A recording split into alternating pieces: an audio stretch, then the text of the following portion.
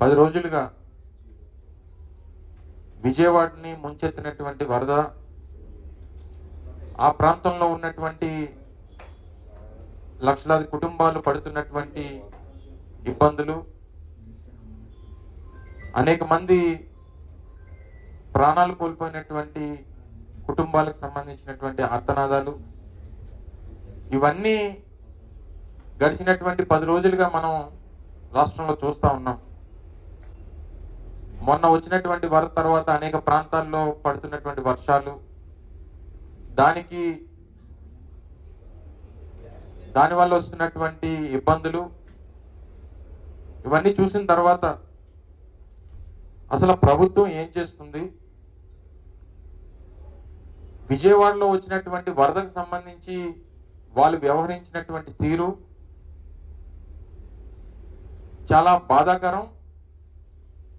దీన్ని తీవ్రంగా ప్రజలు వారు పడినటువంటి కష్టాన్ని, పడుతున్నటువంటి ఇబ్బందుల్ని ప్రపంచం ముందుకు తీసుకొస్తున్నటువంటి సందర్భంలో అసలు ప్రభుత్వం ఎంత నిర్లక్ష్యంగా వ్యవహరించింది అనేటువంటి దానికి ఇదంతా కూడా ఒక ఉదాహరణ అనేటువంటి విషయాన్ని కూడా ఈ సందర్భంగా తెలియజేస్తా ఉన్నా. వాస్తవానికి సహజంగా ప్రకృతి వైపరీత్యాలు వచ్చినప్పుడు, విపత్తులు వచ్చినప్పుడు ప్రభుత్వానికి ముందుగానే ఉన్నటువంటి సమాచారం, ఆ సమాచారం ద్వారా ప్రజల్ని రక్షించాల్సినటువంటి బాధ్యత ప్రభుత్వాల మీద ఉంటాయి. కానీ ఇది ప్రకృతి సృష్టించినటువంటి వైపరీత్యం కాదు, ఈ ప్రభుత్వం సృష్టించినటువంటి వైపరీత్యంగా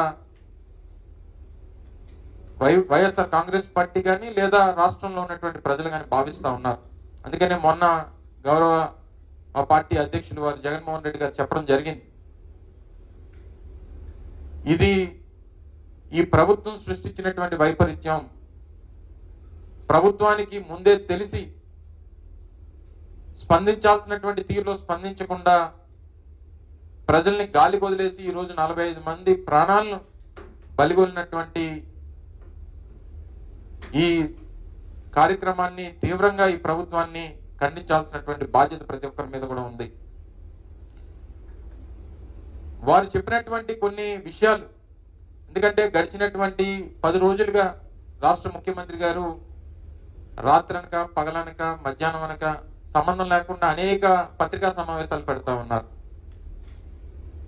ఏ ఒక్క సందర్భంలో కూడా వారు మాకు ముందే తెలిసినా మేము దీన్ని సరైనటువంటి రీతిలో ఎందుకు మీరు స్పందించలేదంటే దానికి సమాధానం చెప్పేటువంటి పరిస్థితుల్లో రాష్ట్ర ముఖ్యమంత్రి గారు లేరు. ఎందుకంటే ఇటువంటి సంఘటనలు వచ్చినప్పుడు ఆయన పబ్లిసిటీకి దీన్ని వాడుకోవాలనేటువంటి ప్రయత్నమే ఆయనలో ఎక్కువగా కనబడుతుంది తప్ప, ప్రజలకు ఏదన్నా కష్టం వస్తే ఆ కష్టం నుంచి వారిని ఎలాగా గట్టెక్కించాలనేటువంటి కనీస ఆలోచన చేసేటువంటి స్థితిలో ఈరోజు రాష్ట్ర ముఖ్యమంత్రి గారు లేరు. రోజులు గడుస్తూ ఉన్నటువంటి సందర్భంలో రోజుకు ఒక కొత్త విషయం బయటపడతా ఉంది.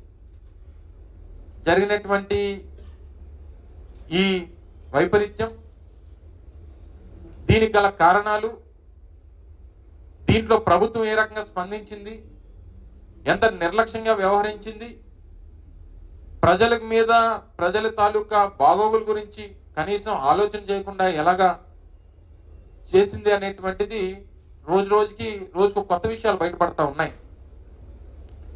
సహజంగా మేజర్ లాస్ ఈ ఇన్సిడెంట్ లో బుడమేరు సంబంధించినటువంటి ఛానళ్ళు వచ్చి కృష్ణానదిలో కలిసేటువంటి సందర్భంలో దాని కెపాసిటీ 15,000 క్యూసెక్లు, 15,000 నుంచి 20,000 క్యూసెక్లు. దీని నుంచి వరద వస్తుంది, ఇన్ఫ్లో పైనుంచి వస్తూ ఉంది. దీనివల్ల ముంపు గురయ్యేటువంటి ప్రాంతాలన్నీ కూడా ఇబ్బంది పడేటువంటి పరిస్థితి ఉంటుందని చెప్పి దానికి సంబంధించినటువంటి డిఈ, ఆయన పేరు మాధవ్ నాయక్, ఆయన మేము 20 గంటల ముందుగానే ప్రభుత్వానికి, ప్రభుత్వంలో ఉన్నటువంటి సంబంధించినటువంటి డిపార్ట్మెంట్స్ కి, స్థానికంగా మా రెవెన్యూ సిబ్బందికి అందరికీ కూడా మేము తెలియపరిచాం అనేటువంటి మాట డిఈ గారు చెప్తా ఉన్నారు. 20 గంటల ముందు చెప్పినప్పటికీ మేము స్పందించలేదు అనేటువంటిది మరికొంతమంది అధికారులు చెప్తా ఉన్నారు. ఇంత నిర్లక్ష్యంగా ఒక ప్రభుత్వం వ్యవహరించడం బహుశా నాకు తెలిసి స్వతంత్రం వచ్చిన తర్వాత చరిత్రలో ఎప్పుడు లేదు. ఎందుకు ఈ స్థాయికి అంటే ఎంత నిర్లక్ష్యంగా ఎందుకు వ్యవహరించారు? ఎందుకు అంటే విజయవాడ ప్రాంతం కానీ లేదా